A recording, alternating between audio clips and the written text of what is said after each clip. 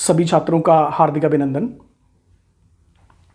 देखिए, अब जो हमारे पास टॉपिक शुरू हो चुका है वो है लॉज ऑफ प्रोडक्शन या उत्पादन के सिद्धांत।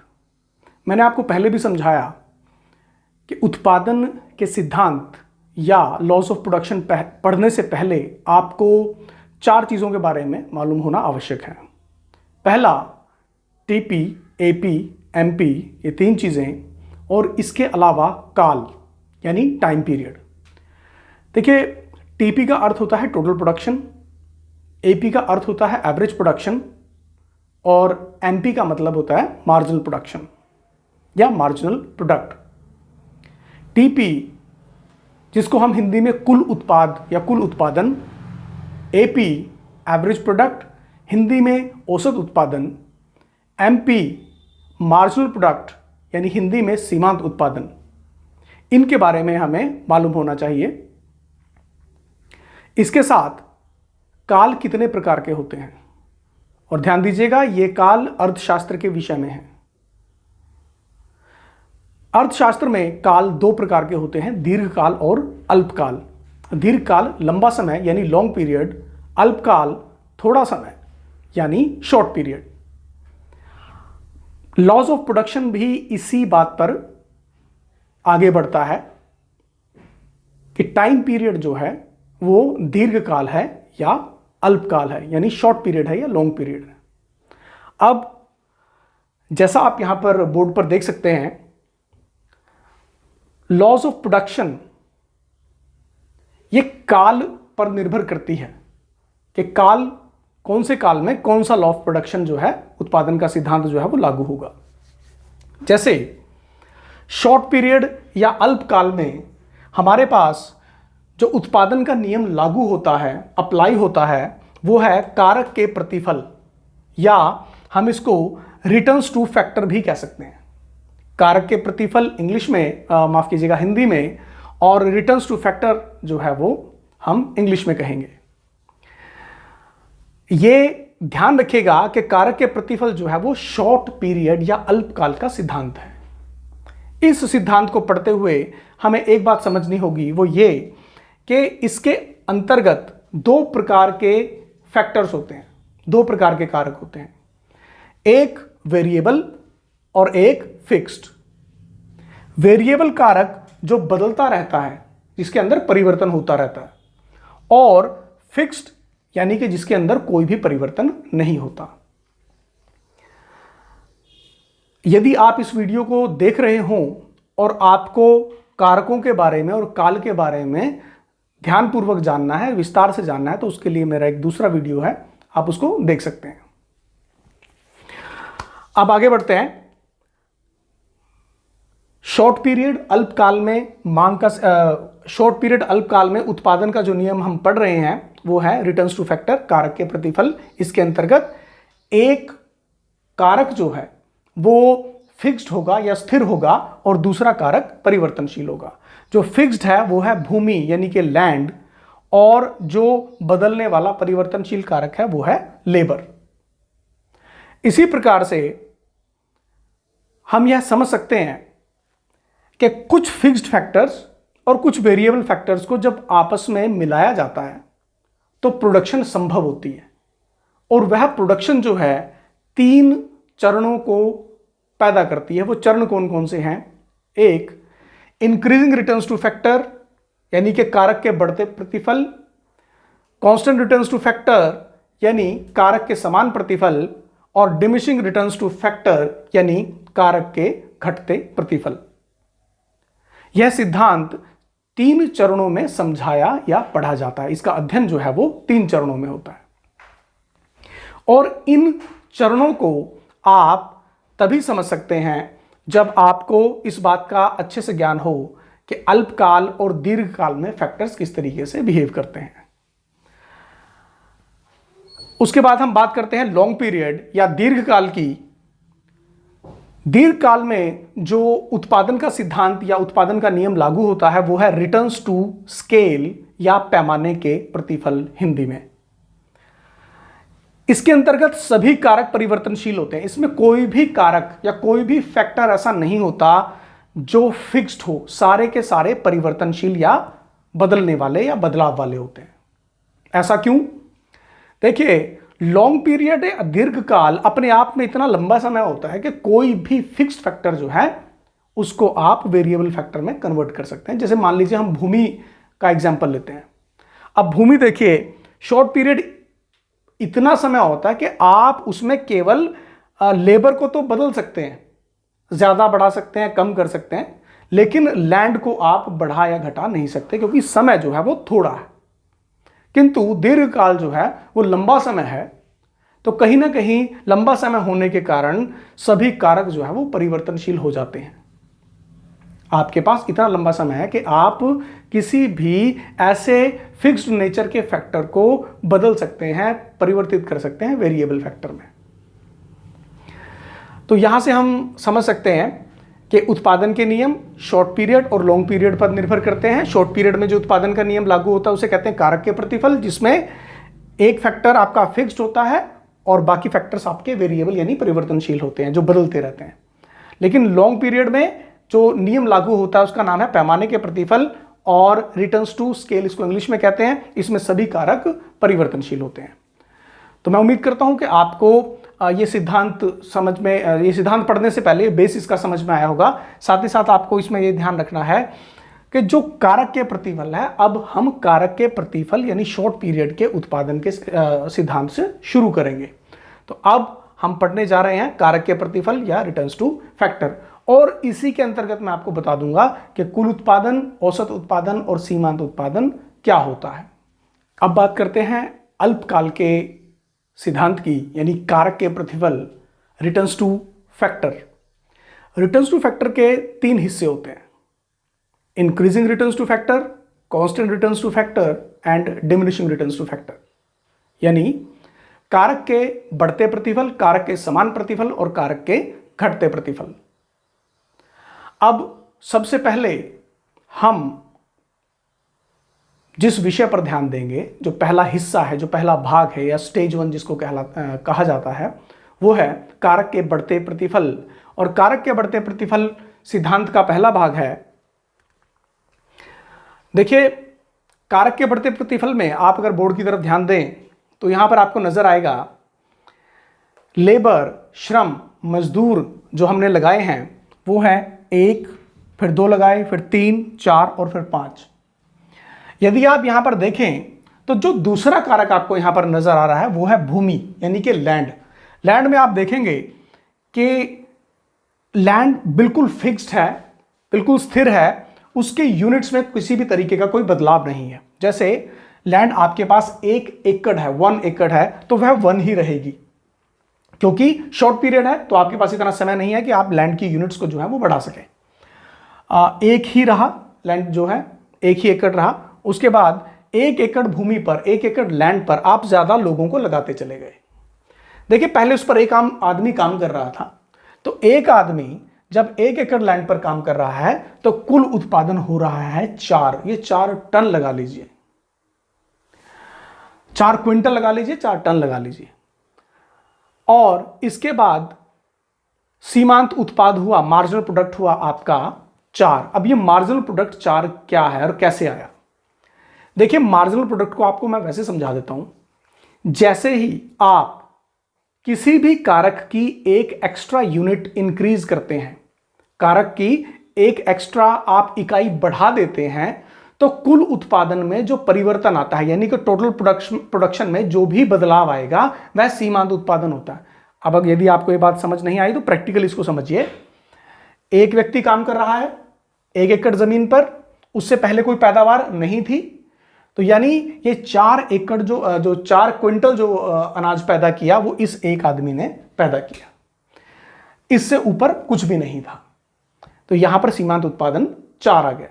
उसके बाद आगे बढ़ते हैं, आपको और क्लियर हो जाएगा कि सीमांत उत्पादन क्या होता है। देखिए, जैसे ही आप दूसरा व्यक्ति लगाते हैं, दूसरे व्यक्ति को लेकर के आते हैं, तो उसी 1 एकड़ जमीन पर अब 2 व्यक्ति काम करते हैं और अब कुल उत्पादन हो गया है 10। 2 व्यक्ति काम कर रहे हैं, कुल उत्पादन बढ़ जाता है, 10 हो चुका है। तो सीमांत उत्पादन कैसे कैलकुलेट करेंगे हम? 10 में से 4 माइनस कर दो, क्योंकि ये जो 4 है ये तो पहले वाले के हिस्से के मान लीजिए आप। तो दूसरा व्यक्ति जब आपने लगाया तो उसकी वजह से कितना उत्पादन बढ़ा वो सीमांत उत्पादन निकल के आ जाएगा। कैसे? 10 में से आपने 4 माइनस किया तो आपके पास आंसर आया 6, तो ये 6 आपका सीमांत उत्पादन या मार्जिनल प्रोडक्शन रहेगा। देखिए फिर दोबारा समझाता हूं, बड़े साधारण शब्दों में इसको समझने की कोशिश कीजिए आप, कि जैसे ही आपने एक एक्स्ट्रा यूनिट, एक एक्स्ट्रा लेबर को आपने लगाया और उसके लगाने से कुल उत्पादन में कितना बदलाव आया, उस बदलाव को जानने की प्रक्रिया जो है वो सीमांत उत्पादन होती है या सीमांत उत्पादन होता है। वो जितना भी कुल उत्पादन बढ़ेगा, मार्जिनली कितना बढ़ेगा, वो आपका सीमांत उत्पादन कहलाएगा।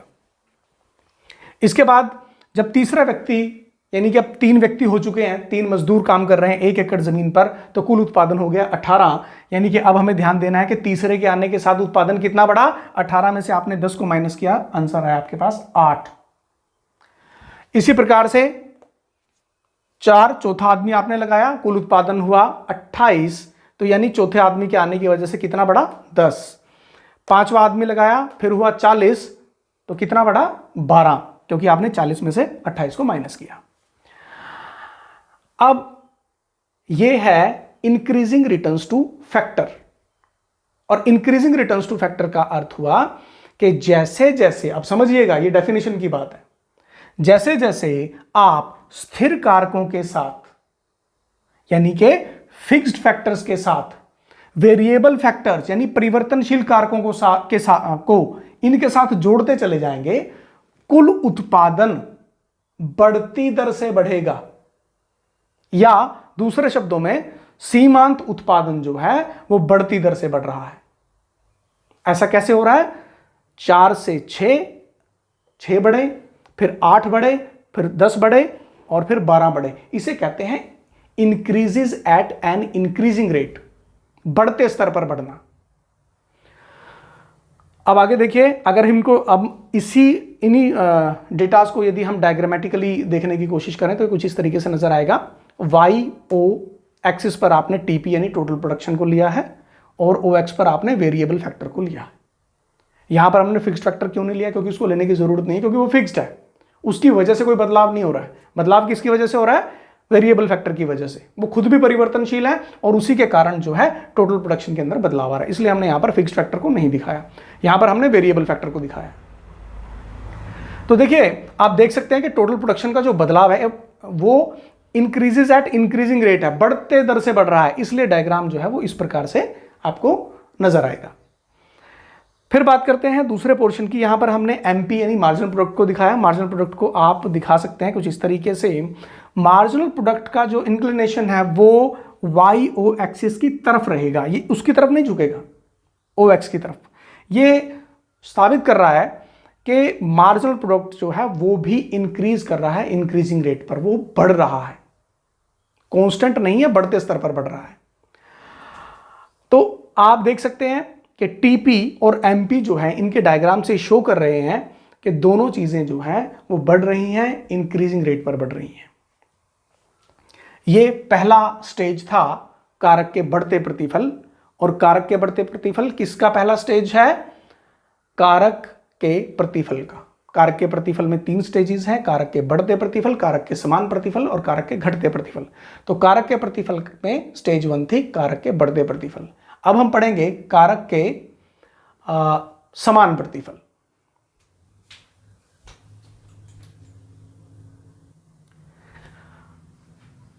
यहां पर आपको एक बात और ध्यान में रखनी पड़ेगी कि ये जो सब कुछ हो रहा है इसके पीछे क्या कारण है। देखिए, जब आप फिक्स्ड फैक्टर पर वेरिएबल फैक्टर लगाते हैं तो फिक्स्ड फैक्टर जो है वो बहुत अच्छे तरीके से इस्तेमाल होते हैं, उनका प्रॉपर यूटिलाइजेशन होता है। और साथ ही साथ दूसरा कारण कि जो आपके वेरिएबल फैक्टर्स हैं उनके बीच में भी काम जो है वो बट जाता है, और काम के बटने के कारण जो है इनकी एफिशिएंसी भी इंक्रीज होगी। यानी कि जो फिक्स्ड फैक्टर है उसका यूटिलाइजेशन पूरी तरीके से होगा, और लेबर जो है उसमें डिवीजन ऑफ लेबर हो जाएगा।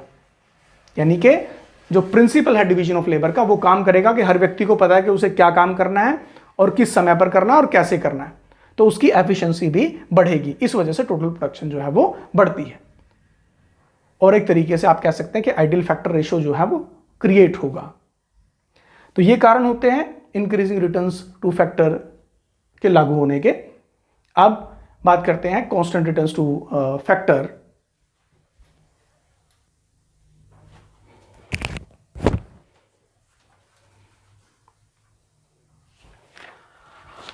अब है आपके पास स्टेज 2, यानी कारक के समान प्रतिफल, कांस्टेंट रिटर्न्स टू फैक्टर। ये स्टेज 2 है।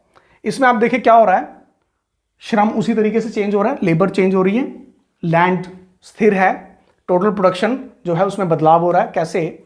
5, 10, 15, 20 और 25 बढ़ रहा है। पहले भी बढ़ रहा था, अब फिर बढ़ रहा है। लेकिन एक बात ध्यान देने लायक होगी, वो ये कि बढ़ कैसे रहा है। 5 से 10 हुआ, 10 से 15, 15 से 20 और 20 से 25, यानी कि ये जो बढ़ रहा है ये स्थिरता के साथ बढ़ रहा है, कॉन्स्टेंटली बढ़ रहा है। अगर आप इसका मार्जिनल प्रोडक्ट निकालें तो वो क्या आएगा? 5, पहले का 5 ही आना है। दूसरा, 10 में से 5 माइनस किया 5, 15 में से 10 माइनस किया फिर 5, 20 में से 15 माइनस किया फिर 5, इस तरीके से ये 5, 5। तो आप देखेंगे कि सीमांत उत्पादन जो है, यानी कि जो भी एक्स्ट्रा यूनिट आ रही है, जो भी एक्स्ट्रा यूनिट आती है उसकी वजह से वो 5, 5 ही बढ़ रहा है, 5 से ज्यादा नहीं बढ़ रहा। तो कहीं ना कहीं ये एक तरीके से आप कह सकते हैं कि अलार्मिंग फैक्टर भी है कि ज्यादा नहीं बढ़ेगा, मार्जिनल प्रोडक्ट कांस्टेंट रहेगा। तो अब आपको एक्स्ट्रा फैक्टर्स जो आप लेकर के आ रहे हैं, वेरिएबल फैक्टर्स या श्रमिक आप जो लेकर के आ रहे हैं, मजदूर लेकर के आए, अब आपको वो नहीं लगाने चाहिए। अगर आप डायग्राम्स की ओर देखें तो जो टीपी है वो तकरीबन 45 डिग्री का एंगल प्रोड्यूस करेगा, यानी 45 डिग्री का एंगल। वो ये दर्शाता है कि बढ़ रहा है, लेकिन कांस्टेंट तरीके से बढ़ रहा है। उसके बाद यदि आप एमपी की तरफ देखें, मार्जिनल प्रोडक्ट की तरफ, तो मार्जिनल प्रोडक्ट जो है वो बिल्कुल एक सीधी रेखा है, एक हॉरिजॉन्टल एक्सिस में कन्वर्ट हो जाता है। ये एक्सिस ये दर्शा रही है कि सीमांत उत्पाद जो है वो बढ़ नहीं रहा, ना वो घट रहा है, वो बिल्कुल समान रूप से आगे की ओर चल रहा है। इसके क्या कारण हो सकते हैं? देखिए, इसका कारण ये होता है कांस्टेंट रिटर्न्स टू फैक्टर का या कारक के समान प्रतिफल का। सीधा सीधा कारण ये है कि अब श्रमिक जो थे, आपकी लेबर जो थी, उनको आप बेहतरीन तरीके से, उनके बीच में जो एफिशिएंसी थी उसका पूरी तरीके से आप यूटिलाइजेशन कर चुके हैं। भूमि जो है उसका भी प्रॉपर यूटिलाइजेशन जो हो चुका है। आइडियल फैक्टर रेशियो को जो है आपने पूरी तरीके से यूज कर लिया है। अब आपके पास इससे ज्यादा गुंजाइश नहीं है। आपको एक बात ध्यान रखनी होगी कि पैदावार जो हो रही है, जो प्रोडक्शन आप ले रहे हैं, वो आप लैंड से ले रहे हैं। तो एक हद तक तो आप लैंड को एक्सप्लॉइट कर सकते हैं, लेकिन उसके बाद आप सोचें कि लेबर बढ़ाते रहेंगे और यूटिलाइजेशन और ज्यादा से ज्यादा प्रोडक्शन होती रहेगी, तो ये तो पॉसिबल नहीं। तो इस कारण से यह स्थिति का उत्पन्न होना स्वाभाविक है, वो आएगी ही आएगी यदि आप और ज्यादा लेबर लगाते रहेंगे। तो ये कारण था स्टेज 2 के लिए, कारक के समान प्रतिफल, जो कि कारक के प्रतिफल की दूसरी स्टेज है। अब बात करते हैं तीसरी स्टेज, कारक के घटते प्रतिफल। आइए दोस्तों, अब समझते हैं कि स्टेज 3 कारक के घटते प्रतिफल ये किस तरीके से काम करता है। स्टेज 3 कारक के घटते प्रतिफल, इंग्लिश में कहते हैं डिमिनिशिंग रिटर्न्स टू फैक्टर। फिर वही स्थिति है, लेबर चेंज हो रहा है, लैंड फिक्स्ड है, कुल उत्पादन में बदलाव आपको देखने को मिलेगा, सीमांत उत्पादन में बदलाव देखने को मिलेगा। डायग्राम्स थोड़े से अलग हैं। अब ये किस तरीके से हो रहा है, आप देखिए कि जैसे जैसे आप लेबर को बढ़ाते चले जाएंगे, तो एक समय पर आप देखेंगे कि कुल उत्पादन जो है वो आपको बढ़ता हुआ तो मिलेगा। कुल उत्पादन बढ़ रहा है, लेकिन वो घटती दर से बढ़ रहा है।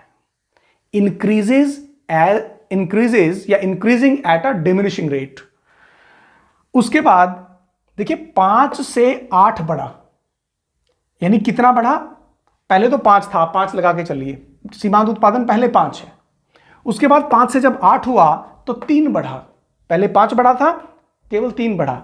फिर आपने एक और एक्स्ट्रा लेबर लगाया, तो 8 से जब 10 हुआ तो केवल कितना बढ़ा? 2। और फिर 10 से 11 हुआ, बढ़ तो रहा है लेकिन घटती दर पर बढ़ रहा है। अब सिर्फ कितना बढ़ा? 1।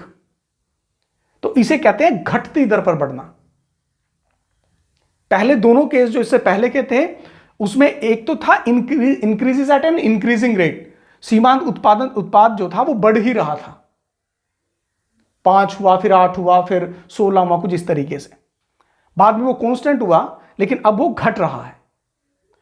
अब आप देखिए आगे क्या हो रहा है कि एक समय के पश्चात जब आपने चौथा आदमी लगाया, 11 पे आकर के आपको रुक जाना चाहिए था, लेकिन यदि आप 5वां व्यक्ति फिर लगा देते हैं या एक व्यक्ति और लगा देते हैं तो 11 जो है वो प्रोडक्शन जो है आपकी अब नहीं बढ़ेगी, क्योंकि आप कहीं ना कहीं जो लैंड से जितनी भी यूटिलाइजेशन आप ले सकते थे, प्रोडक्शन आप ले सकते थे, आप कर चुके हैं। तो आपका प्रोडक्शन जो टोटल प्रोडक्ट जो है, जो टोटल प्रोडक्शन जो है वो आपकी कांस्टेंट हो जाएगी, उसमें कोई बदलाव नहीं आएगा। तो 11 ही रहा वो। उसके बाद फिर यदि आप नहीं मानते हैं, फिर आप ट्राई करते हैं और एक लेबर और लेके आ जाते हैं, तो आपका टोटल प्रोडक्शन जो है वो 11 से घट करके 10 हो जाएगा। अब सवाल ये कि ये क्यों घटा, वो मैं आपको बताता हूं, पहले आप ये समझ लीजिए।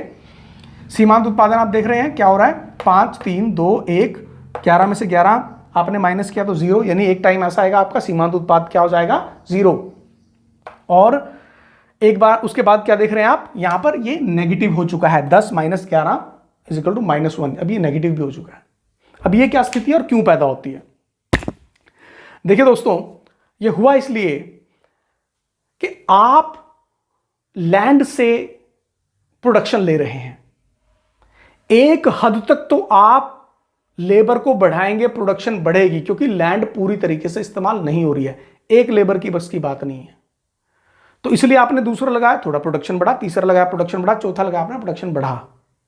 लेकिन यदि आप इस चीज को ध्यान में नहीं रखते हैं कि कहीं ना कहीं प्रोडक्शन बढ़ाने के लिए एक लेवल के बाद आपको लैंड को तो बढ़ाना पड़ेगा, यदि आप उस चीज को ध्यान में नहीं रखते और लेबर ही लगाते रहते हैं, तो देखिए जब जितने लोगों की जरूरत है किसी काम को करने के लिए, उससे ज्यादा लोग अगर उसी काम पर लगा दिए जाएं, तो जो पहले वाले लोग हैं वो भी काम करने से गुरेज करेंगे या पीछे हटेंगे। कारण सीधा सा है। देखिए, मेहनताना मजदूरी या सैलरी तो सभी को मिलेगी, पेमेंट तो सभी को होगी।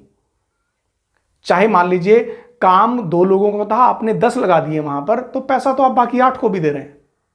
तो ऐसा करके जो लोग काम नहीं कर रहे हैं, आप उनको भी पेमेंट कर रहे हैं।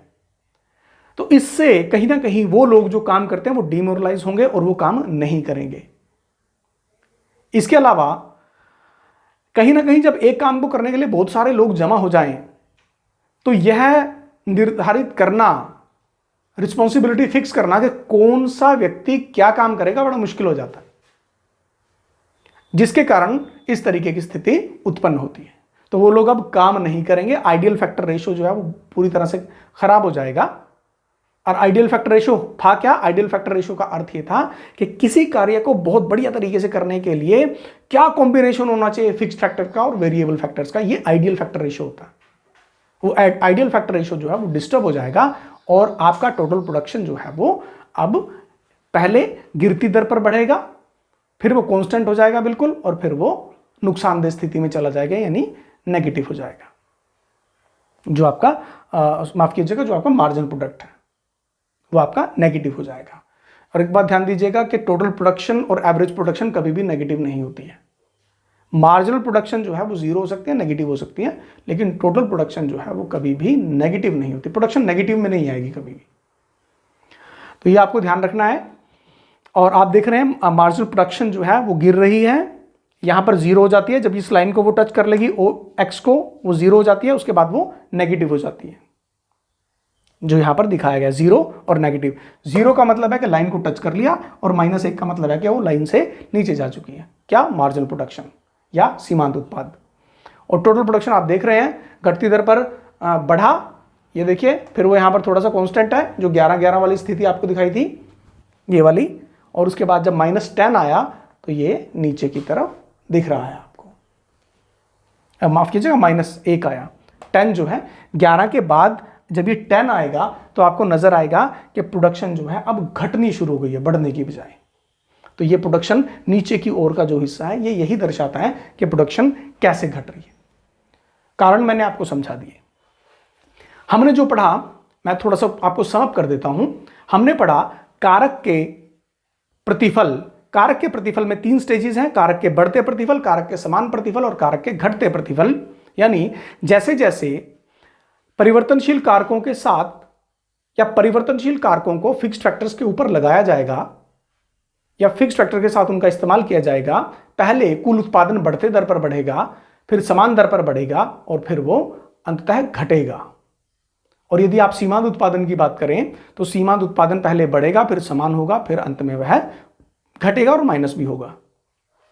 तो यह था दीर्घकाल का सिद्धांत, माफ कीजिएगा, यह था अल्पकाल का सिद्धांत, शॉर्ट पीरियड का कारक के प्रतिफल रिटर्न्स टू फैक्टर।